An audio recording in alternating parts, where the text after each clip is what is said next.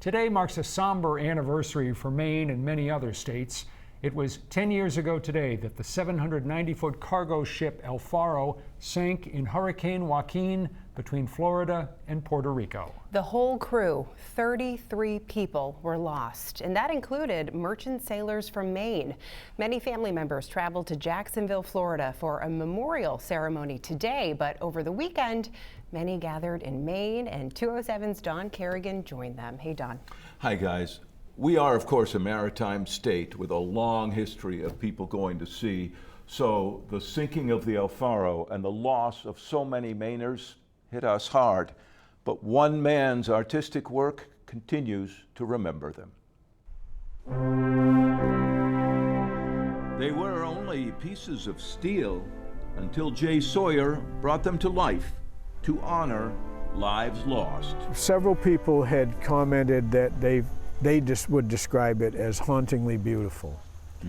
And I think that's quite descriptive. But for myself, I've come to describe it in one word, and that is divine. It's divine. Jay graduated from Maine Maritime Academy and went to sea on big ships for 5 years. He still remembers one harrowing night in a bad storm, memories that filled his mind when the El Faro was lost.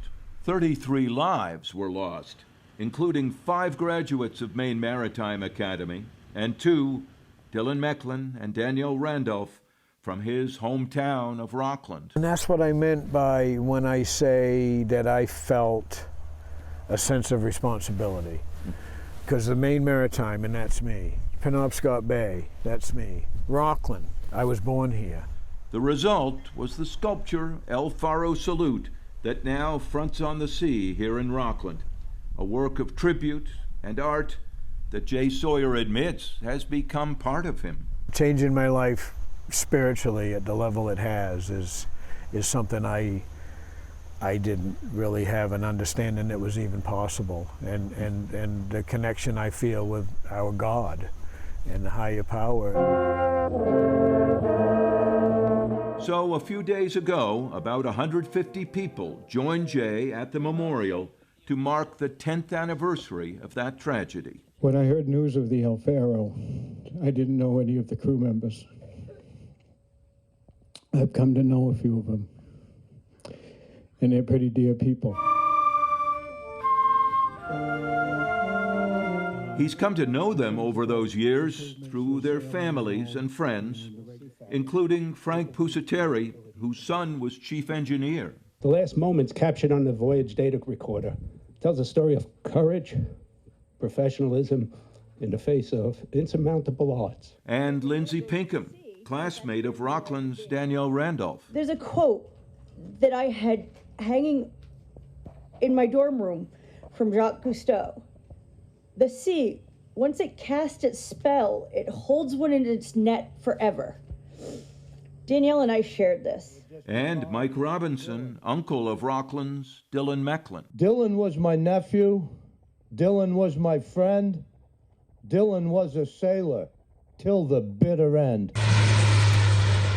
Several mentioned some good coming from the tragedy, with changes in regulations and safety requirements for the maritime industry. These folks did not die in vain. And that includes Maine Maritime Academy President Craig Johnson. I think that one of the larger changes is from going from the open lifeboats to the closed lifeboats.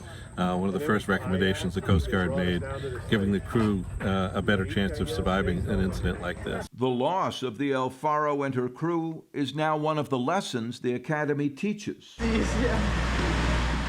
But for all those young mariners, the president says they cannot eliminate the risk.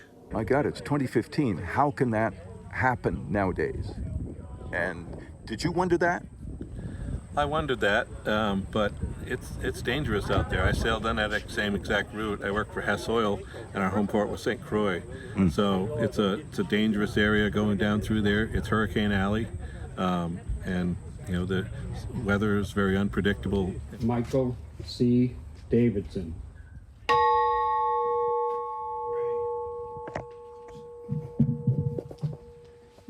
Stephen W. Schultz. Danielle L. Randolph. This memorial has now been part of this waterfront for 3 years and continues to draw visitors. Even as we met, people walking by paused to look and, when they knew, to tell the sculptor how powerful it is. It grabs them all. It just speaks to them. There's a power there and something, and it's deeper than I ever would have imagined something like that could be. Will people continue to remember this, and should they continue to remember this? Oh, they're going to do that. Yeah, that sculpture is working full time without me. Merchant mariners will continue to train and go to sea and hope the lessons learned from the El Faro will always bring them safely back home. And they and others will continue to visit this place to honor those who did not. The El Faro sits on the bottom of the ocean, the final resting place for all but perhaps one of those crew members who were lost. The father of one of the crew members arranged to have a plaque made with all of the names, and when divers recovered the black box, they set the plaque on the bow of the ship, we were told, to rest, to have their names stay there. Pretty interesting. Poignant. Absolutely. Thank you, Don.